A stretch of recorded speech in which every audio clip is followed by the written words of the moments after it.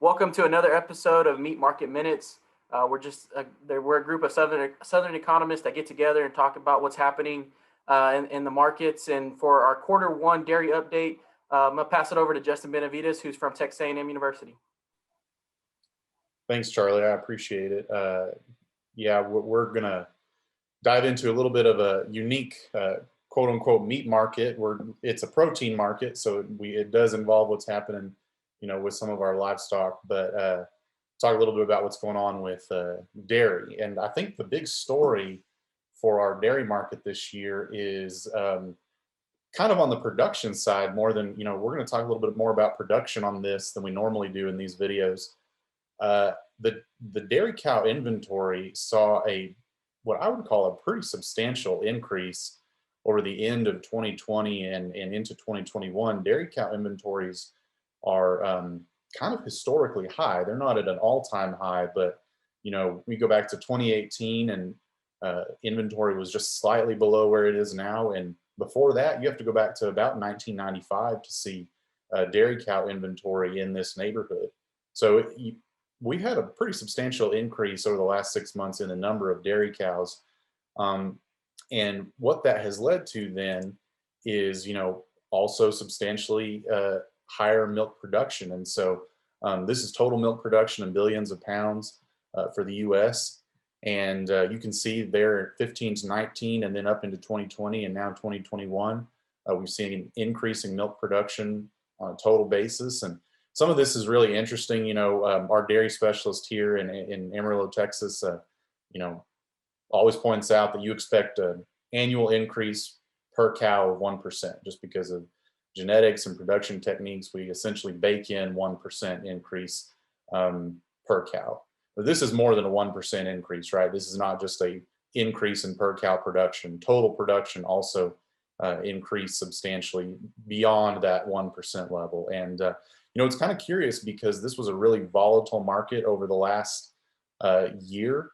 And so, we typically think of better prices being the indication for signaling for increasing, production that eventually nets back out and gets us back into that cobweb model of finding the equilibrium. And so we've kind of had some signaling going back and forth. And so what you can see here, again, just reviewing 2020 and starting 2021, at the beginning of the pandemic, right about a year ago, we saw that same collapse in production that we saw, in price that we saw in a lot of our different protein sectors. And then if you think back to the dairy cow inventory that I showed on the first slide, we saw a little bit of culling right around this time where prices were bottoming out.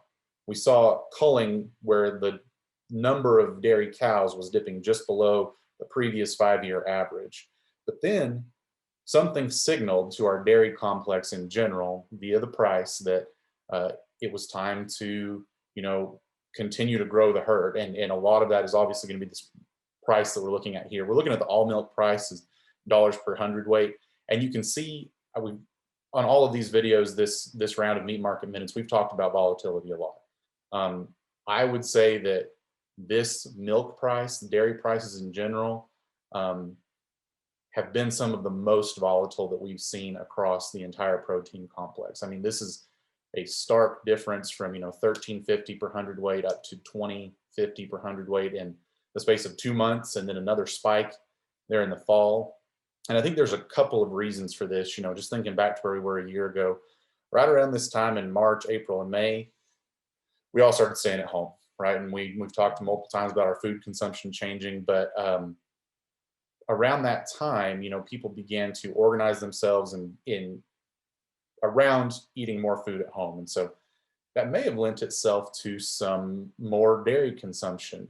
People started baking a lot at home. I saw a lot of videos all over the place of people baking new products. David and I have had a conversation about more cereal at home, right? We can eat more sit-down breakfast meals, which a lot of people would think about as cereal, than when we're driving to work in the morning. So those are both really important. So cooking at home has been a big driver. But then another thing that I think about is you know, a lot of our takeout products that we were kind of shifting to here around May, and people were figuring out how to get their restaurants back open, at least in a takeout or drive-through capacity. We eat a lot of cheese on takeout products. Obviously, I think we've talked about pizza on this video series, but I mean, even think about takeout tacos, hamburgers. You know, a lot of people throw cheese of some kind on those cheeseburgers. You know, a lot of takeout fast food has cheese on it. And so that probably had an impact as well. But something else to think about, you know, we see some of these prices, you know, milk is traded on the futures exchange. And sometimes price moves in there are as much perception based in the short term as they are reality based, right? You're trading on information as much as what actually happens. And so something interesting that happened is between the month of April and August, the US government authorized about 56.6 million farmers to family food boxes.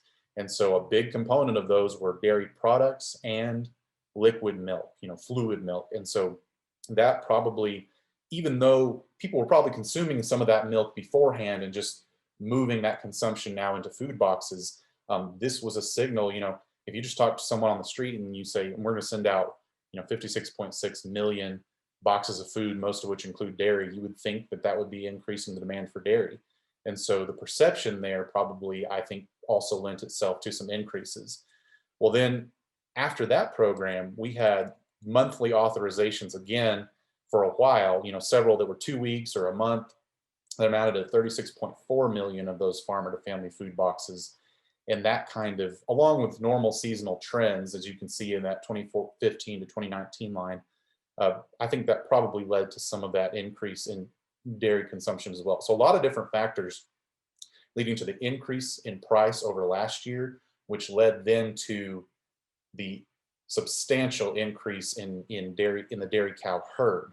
So we're seeing a lot more dairy cows, which means a lot more milk production, and that's led us to where we are now, which you can see this blue dot here is the all milk price for January, which was about $16.04. So now dairy prices are collapsing. If you look at a futures price of dairy, of that class 3 milk, you know, prices are contracting very quickly. And it's all based on that suddenly higher supply of dairy cows. You know, we grew the herd about 85,000 head over that 6-month period. And so now more milk in the pipeline with pretty stable demand at the moment is going to lead us to, you know, contracting prices. And so let's just look at one milk product, one dairy product. This is total cheese and cold storage. So this is millions of pounds of cheese that we have available in cold storage. You can see that it's at higher now than it was in 2020, in the year 2020 in January, and then also higher than the 5-year average. And so along with most other dairy products, butter, non-fat dry milk, supply or cold storage amounts are up. And then when you flip and look at the pricing graph, you can see here that the cheddar cheese 40-pound block price is down. And it's all that supply and demand dynamic. We've got a lot more cows, which means a lot more milk, which means a lot more supply of dairy products. And therefore, with that stable demand, you know, we are probably going to see that pressure on prices continue. And I would say I'm open to suggestions, but I do not see signals that would indicate the price of dairy products or the fluid milk price increasing over the next 6 months, because I think we're kind of in a bit of a holding pattern in terms of large fluctuations in consumption. You know, we think a lot about, will kids get to go back to school in the near future? You know, in the last, I think, 48 hours, it was announced that we will probably have enough vaccine supply for the entire US population, I think in May, but that doesn't necessarily mean everyone's going to be vaccinated, and it doesn't mean that schools are going to be open either. And so nationwide, we're probably, I think, looking at all kids back in school 5 days a week in the fall. I don't think we're going to get back to full school capacity until the fall.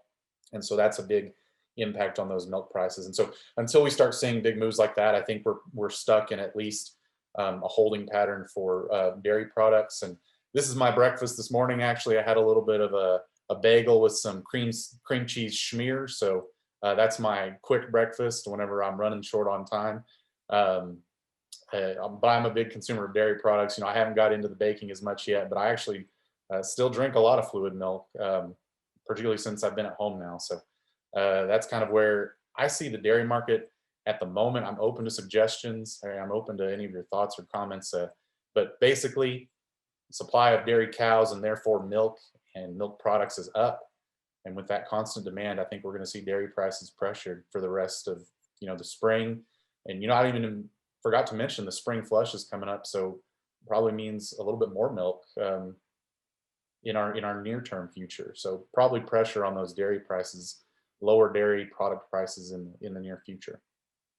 But with that, I'll take any questions that you guys, does anyone have any thoughts or comments? Not.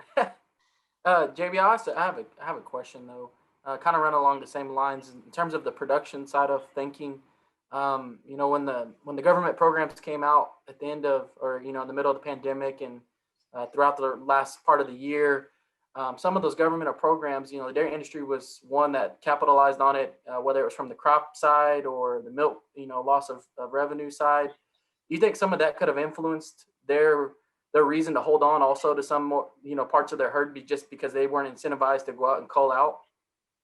So I imagine that probably incentivized some folks to hold on to cows. But the interesting thing, and I had this conversation with David, the interesting thing is, that would not suggest those higher dairy prices. If we've got more cows in the pipeline, we would have expected more pressure on dairy prices. But you put that CFAP first round of money on that chart of milk prices, and then you put that CFAP second round, they correlate roughly to those spike in milk prices. But overall, I don't know if that changed the expectation of price as much as it did maybe retaining some of those dairy cows, which now is what's leading to those pressured prices. Right.